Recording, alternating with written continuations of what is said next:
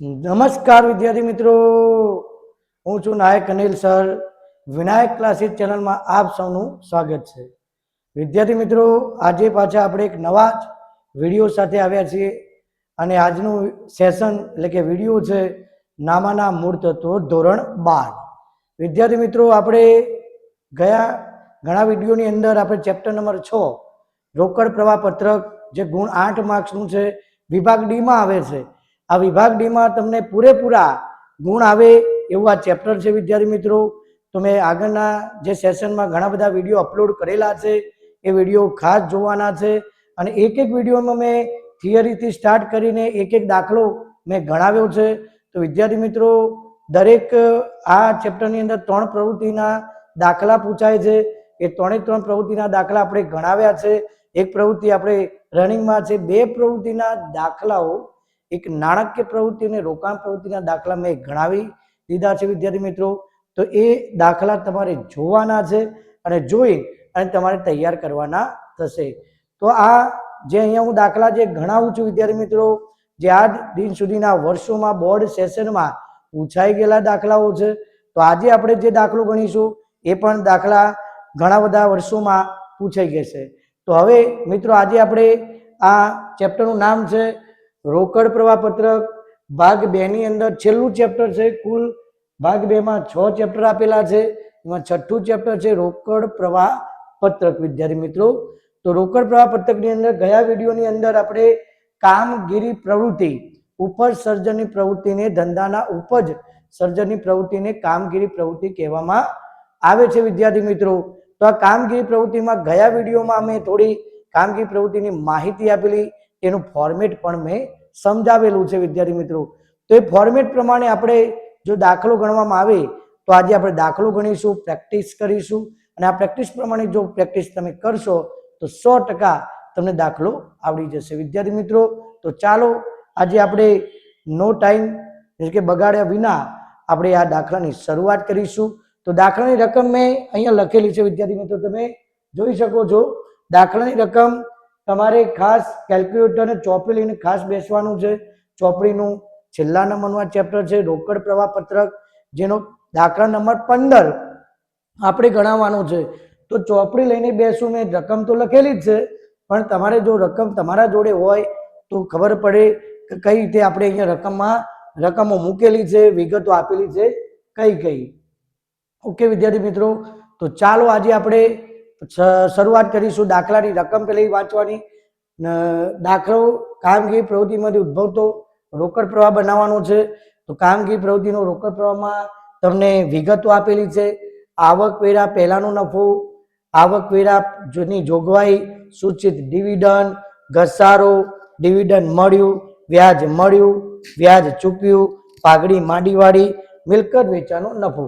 આટલી વિગતો આપી છે. આ વિગતો કામગીરી પ્રવૃત્તિને લગતી વિગતો આપેલી છે. વિદ્યાર્થી મિત્રો, તો આપણે અહીંયા આપણે બાજુમાં કામગીરી પ્રવૃત્તિમાંથી ઉદ્ભવતો રોકડ પ્રવાહ પત્રક બનાવ્યો છે. મેં તમને ગયા વિડીયોની અંદર કામગીરી પ્રવૃત્તિ એટલે કે ચાલુ મિલકત ચાલુ દેવાની વિગતો સમજાવેલી છે કે ચાલુ મિલકતમાં કયો નિયમ લાગુ પડે. તો ચાલુ મિલકત વધે તો રોકડ ઘટે, ચાલુ મિલકત ઘટે તો રોકડ વધે. ચાલુ દેવામાં આપણે કયો નિયમ અપનાવ્યો હતો કે ચાલુ દેવું વધે તો રોકડ પણ વધે. વિદ્યાર્થી મિત્રો, ચાલુ દેવું ઘટે તો રોકડ પણ ઘટે છે. તો અહીંયા ચાલુ મિલકત એટલે કામગીરી પ્રવૃત્તિનો ઉદ્ભવતો રોકડ પ્રવાહ પત્રક આવશે કે કાર્યશીલ મૂડીમાં ફેરફાર પહેલાનો નફો સુધી દાખલો પૂરો થશે. એ જોવા માટે હું તમને અહીંયા બતાવું છું કે આ દાખલામાં તમારે ખાસ જોવાનું કે દાખલામાં કોઈ મિલકતો આપી છે, કોઈ દેવા આપ્યા છે, એ જોઈ અને પછી આ કામગીરી પ્રવૃત્તિનો ઉદ્ભવતો રોકડ પ્રવાહ પત્રક તૈયાર કરી શકાય છે. વિદ્યાર્થી મિત્રો, તો આ દાખલાની અંદર જોગવાઈઓ આપેલી છે, આવક આપેલી છે અને ખર્ચ આપેલો છે. આ જ વિગતો આપી છે, આ જ બાબતો આપી છે. તો આની અંદર કોઈ મિલકત કે દેવું આપેલું નથી. વિદ્યાર્થી મિત્રો, એટલે આપણે ચાલુ મિલકતને ચાલુ દેવાનો નિયમ અહીંયા લાગુ પડશે નહીં. એટલે કે અહીંયા કામગીરી પ્રવૃત્તિનો ઉદ્ભવતો રોકડ પ્રવાહ પત્રક નહીં આવે જવાબ, પણ કાર્યશીલ મૂડીમાં ફેરફાર પહેલાનો નફો સુધી આપણો દાખલો પૂરો કરવાનો છે. વિદ્યાર્થી મિત્રો, ચાલો મેં તમને એક ફોર્મેટ શીખવાડ્યું ગયા વિડીયોમાં, તમે એ વિડીયો ખાસ જોવાનો છે. અને જોયા પછી આ વિડીયો તમે જો જુઓ તો આ વિડીયોની અંદર ખાસ તમને ખબર પડશે, આ દાખલાની અંદર ખબર પડી જશે. તો અહીંયા પહેલી મેટર, આ પત્રક કઈ રીતે શરૂઆત થશે? નફાથી. વિદ્યાર્થી મિત્રો, મેં તમને ખાસ સૂચના આપી હતી કે દાખલામાં તમે જુઓ કે આ ફોર્મેટ નફાથી શરૂ થશે. તો દાખલામાં બે વિગતો તમારે જોવાની. એક, આવકવેરા પહેલાનો નફો આપેલો છે દાખલામાં, એ ચેક કરવાનું. બીજું, આવકવેરા પહેલાનો નફો ન આપવામાં આવે તો નફા નુકસાન ખાતાની બે બાકીઓ આપવામાં આવી છે, આખરની બાકી અને શરૂની બાકી. જે તમને ચોપડી તમારા જોડે હોય તો જુઓ, દાખલામાં 16 ને 17માં 2017 ને 2016 આપેલું છે. એમાં પહેલી વિગત નફા નુકસાન ખાતાની બાકી લખી છે. તો 2017 જે આપેલું છે આખરની બાકી અને 2016 જે આપેલું છે એ શરૂની બાકી. તો આખરની બાકીમાં શરૂની બાકી બાદ કરી અને ચાલુ વર્ષનો નફો તમારે પ્રથમ લાવવો પડે. પણ આપણે આ 15મા દાખલામાં તમને આવકવેરા પહેલાનો નફો આપી દીધો છે. તો શરૂઆત આપણી નફાથી થશે. તો બે વિગતો તમારે ખાસ યાદ રાખવાની છે કામગીરી પ્રવૃત્તિના દાખલો ગણતા પહેલા, કે નફાથી શરૂઆત થશે. તો અહીંયા પહેલા હું શરૂઆત કરું છું શ્રી ગણેશ એનામાં. તો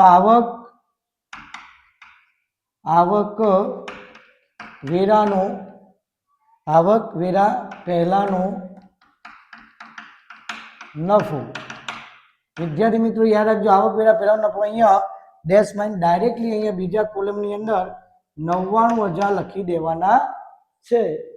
જો સાહેબ નફા નુકસાન ખાતાની બાકી આપેલી હોય તો નફા નુકસાન ખાતાની આખાની બાકી બાદ નફા નુકસાન ખાતાની શરૂની બાકી, એ અહીંયા પહેલી કોલમમાં એ રકમ આખાની બાકી, નીચે શરૂની બાકી બાદ કરી અને જે જવાબ આવે એ તેની સામે ચાલુ વર્ષનો નફો લખી શકાય છે વિદ્યાર્થી મિત્રો.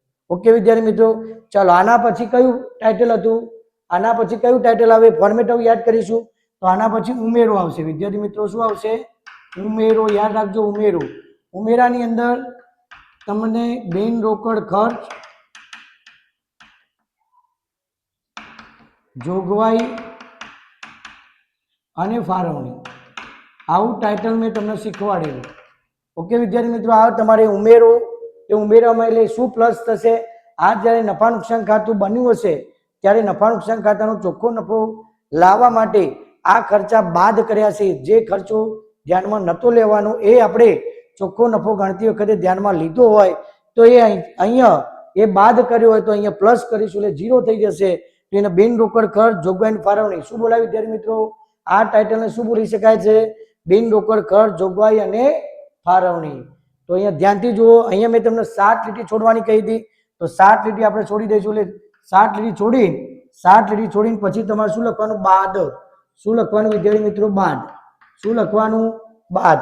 બાદમાં શું આવશે? બિન રોકડ, બિન કામગીરી આવક. શું આવશે વિદ્યાર્થી મિત્રો? બિન કામગીરી આવક.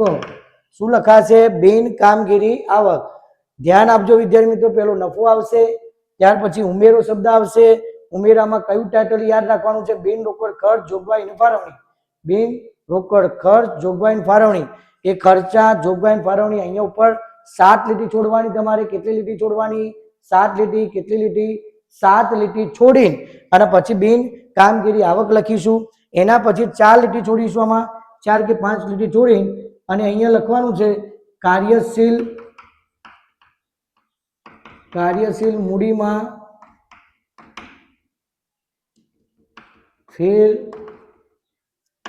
ફેરફાર પહેલાનો નફો.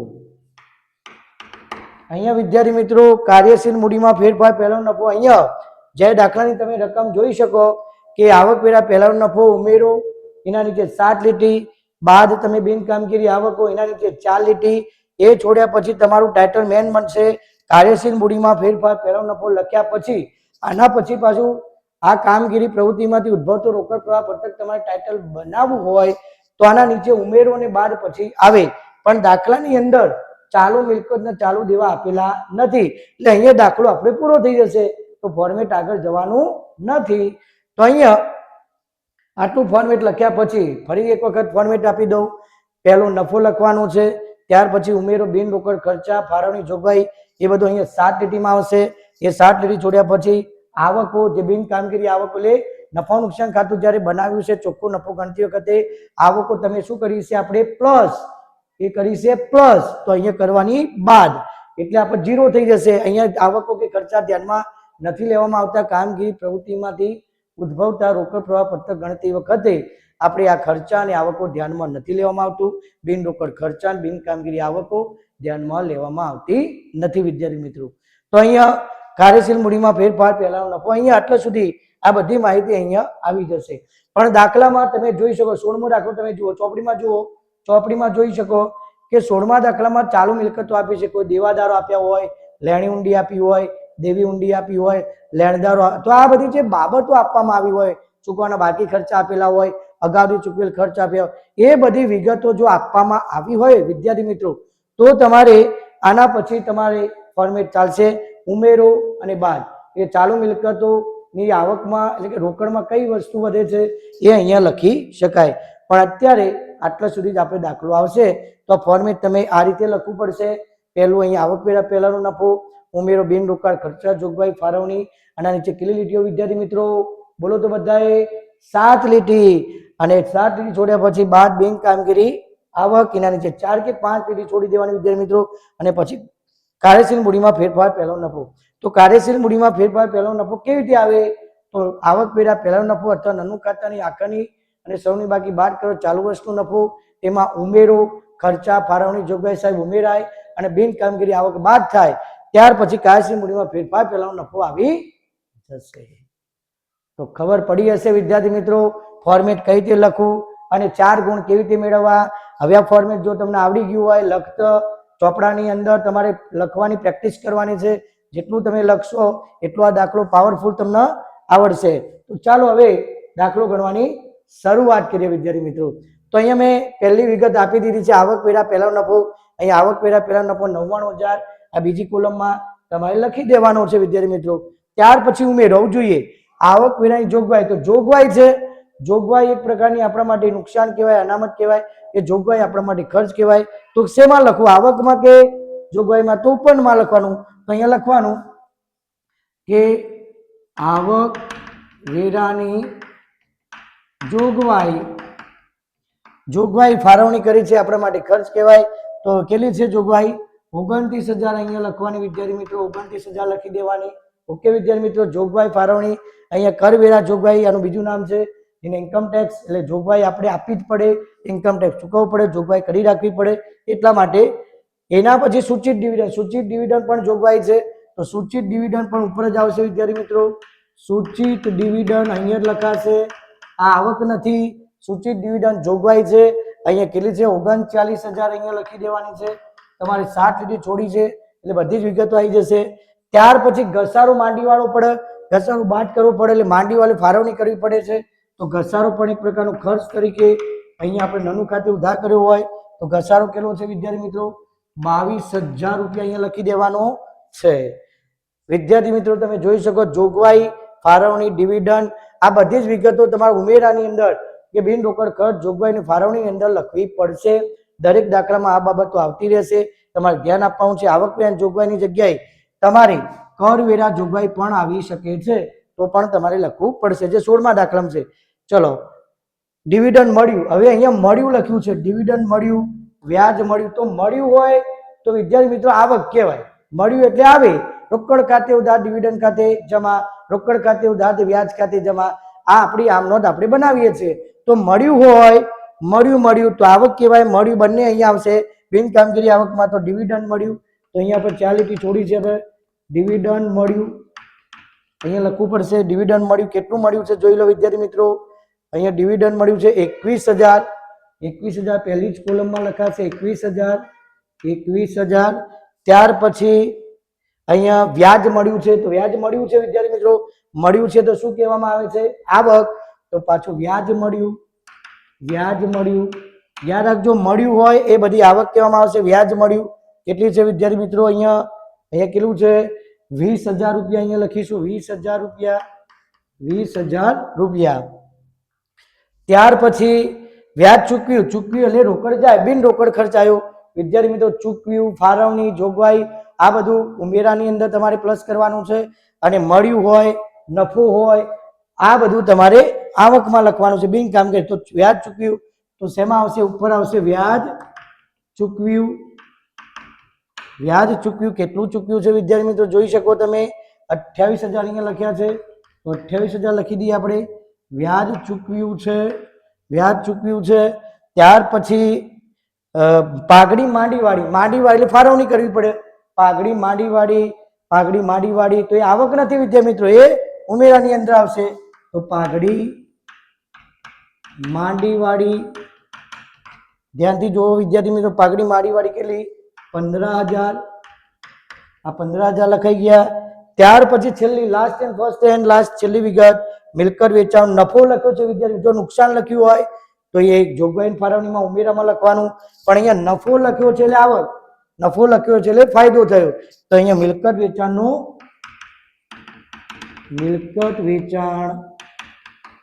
નફો કેટલો છે વિદ્યાર્થી મિત્રો 12,000 તો અહીંયા તમારે 12,000 લખી દેવાનું ઓકે વિદ્યાર્થી મિત્રો તમે જોઈ શકો દાખલો ગણતરી એકદમ સરળ છે વિદ્યાર્થી મિત્રો અહીંયા જોગવાઈ ફાળવણી પાઘડી માંડીવાળી ચૂકવ્યું આ બધું આવે તો ઉમેરામાં આવશે જે નફો નુકસાન ગણતી વખતે તમને આ બધું જ બાદ કર્યું હશે અને અહીંયા આપણે પ્લસ કરીશું એટલે બંને બાજુ પ્લસ માઇનસ 0 થઈ જાય અહીંયા આવકો તમે પ્લસ કરી હશે તો અહીંયા શું કરીશું બાદ કરવાનું એટલે આપણે પ્લસ માઇનસ 0 થઈ જાય એટલે આ બધી બાબતો કામગીરી પ્રવૃત્તિમાંથી ધ્યાનમાં લેવામાં આવતી નથી વિદ્યાર્થી મિત્રો આ ટાઇટલ તમે જુઓ બિન રોકડ ખર્ચા અને બિન કામગીરી આવકો હવે સાહેબ શું કરવાનું છે તો હવે જો અહીંયા રકમની બધી જ માહિતી આપણે દાખલામાં લખી દીધી છે હવે શું કરવાનું 99,000 તો નફો છે બીજી કોલમમાં હવે આનો સરવાળો કરવાનો ચલો કેલ્ક્યુલેટર બધા પકડો હું પણ કેલ્સી પકડું છું ચલો હવે આ બધાનો શું કરીશું આપણે સરવાળો ખર્ચનો તો આપણે કરીએ પહેલા 29,000 છે 29,000 વત્તા 39,000 વત્તા 22,000 વત્તા 28,000 વત્તા 15,000 કરો વિદ્યાર્થી મિત્રો કર્યા તમે કેટલા આવ્યા 1,33,000 ભાઈ તારે કેટલા આવ્યા 1,33,000 સરસ તો આના સામે સરવાળો લખવાનો 1,33,000 વિદ્યાર્થી મિત્રો આ ખર્ચનો તમે સરવાળો કર્યો તો 1,33,000 15,000 જે છેલ્લી રકમ એના સામે જ લખી દેવાના છે 1,33,000 લખ્યા પછી તમારે શું કામ કરવાનું છે અહીંયા લખ્યું છે ઉમેરો શું લખ્યું છે ઉમેરો તો ઉમેરો શેમાં કરવાનો આ નફાની અંદર આ ઉમેરો કરો 99,000 એટલે કે વત્તા 99,000 પ્લસ કરી દો 99,000 આની અંદર પ્લસ કરીશું 99,000 પ્લસ કરતા 2,32,000 અહીંયા સરવાળો થશે વિદ્યાર્થી મિત્રો 2,32,000 તમે જોઈ શકો કેલ્ક્યુલેટરની અંદર તમે પણ કરજો આ નફામાં આ 1,33,000 ઉમેરવાના ઉમેરો અહીંયા જો ઉમેરો એટલે આમાં પ્લસ કરીને અહીંયા લાવવાના આના સામે કોઈ વાક્ય રચના લખવાની નથી આ 2,32,000 જે સરવાળો આવ્યો છે વિદ્યાર્થી મિત્રો તેની સામે કોઈ વાક્ય રચના લખવી નથી હવે શું કરવાનું સાહેબ તો હવે જેમ અહીંયા સરવાળો કર્યો ખર્ચનો તેમ આવકનો સરવાળો કરીને આપણે લખીશું તો અહીંયા પણ પાછો સરવાળો કરીએ આપણે વિદ્યાર્થી મિત્રો જોઈ શકો તો અહીંયા ફરી એક વખત કેલ્ક્યુલેટર ઉઠાવવું પડશે તો 21,000 ત્યાર પછી 20,000 ત્યાર પછી 12,000 બરાબર 53,000 તો 12,000 ની સામે 53,000 લખવા પડે ઓકે વિદ્યાર્થી મિત્રો શું કરવા એકદમ સરળ છે શું કરવાનું છે આવકો અહીંયા પહેલા રકમ રૂપિયાની અંદર કોલમમાં લખવાની છે ત્યાર પછી આનો સરવાળો કરી એના સામે લખવાનું હવે સાહેબ શું કરવાનું તો અહીંયા આપણે જે બતાવ્યું છે બાદ એટલે માઇનસ કરવું પડશે એટલે કે 2,32,000 માંથી 2,32,000 53,000 બાદ કરો તો બાદ 2,32,000 બરાબર 1,79,000 તમારે જવાબ આવ્યો તો આ કાર્યશીલ મૂડીમાં ફેરફાર પહેલા નફાના સામે તમારે આ જવાબ લખી દેવો પડશે આ તમારો આન્સર વિદ્યાર્થી મિત્રો જોઈ લો એકદમ સરળ અને બાકીની જે લાઇનિંગ છે એ તમારે પેન્સિલથી દોરી હોય તો કરી દેવાની ઓકે વિદ્યાર્થી મિત્રો ખબર પડી ગઈ વિદ્યાર્થી મિત્રો ખ્યાલ આવી ગયો ચલો શું કર્યું મેં એકદમ સરળ 15મો દાખલો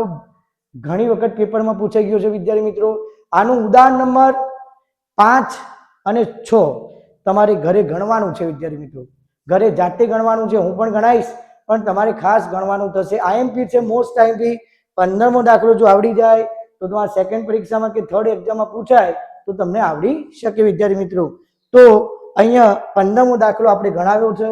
સરળ રીત હતી. જોગવાઈઓ, ફાળવણી, બિનરોકડ ખર્ચા એ ઉમેરામાં લખવાના છે. આવકો મળ્યું, મળ્યું અને નફો, મળ્યું, મળ્યું, નફો એ બધી આવકો લેવાની. ત્યાર પછી લખ્યા પછી આ ખર્ચાનો અહીંયા સરવાળો કરીને સામે લખીશું. એ નફામાં આ ખર્ચા પ્લસ કરવાના. એ જે રકમ આવે એ નીચે તમારે લખવી પડશે. એ લખ્યાની સામે કોઈ વાક્ય રચના કે કોઈ વાક્ય લખવાનું નથી. ત્યાર પછી બિન કામગીરી આવકો, તમે એ આવકનો સરવાળો કરીને એની સામે લખવું પડે. હવે શું કામ કરવું પડે કે આ જે સરવાળો આવ્યો છે 2,32,000 ટોટલ, એમાંથી બાદ કરવું પડે 53,000 બાદ કર્યા તો 1,79,000 એ કહેવાય કાર્યશીલ મૂડીમાં ફેરફાર પહેલાનો નફો. આની અંદર વાક્ય રચના તમને ખાસ યાદ રાખજો વિદ્યાર્થી મિત્રો. એક આ પોઈન્ટ, આ પોઈન્ટ, આ પોઈન્ટ, આ પોઈન્ટ, આટલી બાબતો તમારે ટાઇટલ પહેલા લખી દેવા પડશે. એક વખત ફરી સમજાવી દઉં. નફાથી આ દાખલો શરૂઆત થશે. અહીંયા આવક વેરા પહેલાનો નફો આપી દીધો છે. આગળના નેક્સ્ટ વિડીયોમાં આપણે જ્યારે 16મો દાખલો ગણીશું તો 17મો તમને આવડી જશે. 16મા દાખલામાં આપણે ચાલુ મિલકતને ચાલુ દેવું આવશે. તો અહીંયા આવક વેરા પહેલાનો નફો ડાયરેક્ટલી લખવો પડશે રકમ રૂપિયામાં સેકન્ડ કોલમની અંદર. ત્યાર પછી ઉમેરો છે વિદ્યાર્થી મિત્રો. ઉમેરાની અંદર તમારે ટાઇટલ લખવું ફરજિયાત છે. બિન રોકડ ખર્ચ, જોગવાઈ અને ફાળવણી. આ લખ્યા પછી તમારે નીચે 7 લીટી છોડવાની કે જોગવાઈ, ફાળવણી, ખર્ચા, પાઘડી બધું આવે ઘસારો એ બધું ટોટલી અહીંયા લખવામાં આવશે. એ લખ્યા પછી 7 લીટી છોડ્યા પછી તમારે બાદ બિન કામગીરી આવક, એટલે દાખલો શરૂ કરતા પહેલા તમારે ફોર્મેટ બનાવી દેવું પડે વિદ્યાર્થી મિત્રો. તો દાખલાની રનિંગમાં જ તમને આ મજા આવે લખવાનું. તમે પહેલા આ બનાવો, આ બનાવો એટલે દાખલો અસ્તવ્યસ્ત બની જાય. પણ એ પહેલા તમારે ફોર્મેટ બનાવી દેવાનું. ફોર્મેટ કેવી રીતે બનાવવાનું છે? ઉમેરો, આવક વેરા પહેલાનો નફો, પછી ઉમેરો, પછી બાદ, પછી કાર્યશીલ મૂડીમાં ફેરફાર પહેલાનો નફો. સ્ટેપ તો યાદ રાખવા જ પડશે વિદ્યાર્થી મિત્રો.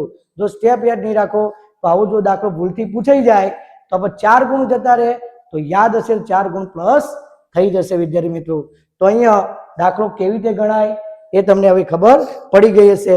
તો દાખલામાં 15 મોસ્ટ ટાઈમ આના ઉદાહરણો, ઉદાહરણ નંબર 5 ચોપડીમાં ઉદાહરણો 5 અને ઉદાહરણ નંબર 6 તમારે ફરજિયાત ચોપડાની અંદર ગણવાના છે વિદ્યાર્થી મિત્રો, અને ગણી પાકા કરવાના છે.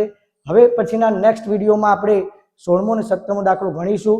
ત્યાર પછી હું આઈએમપી ઉદાહરણ પણ તમને આપવાનું છું.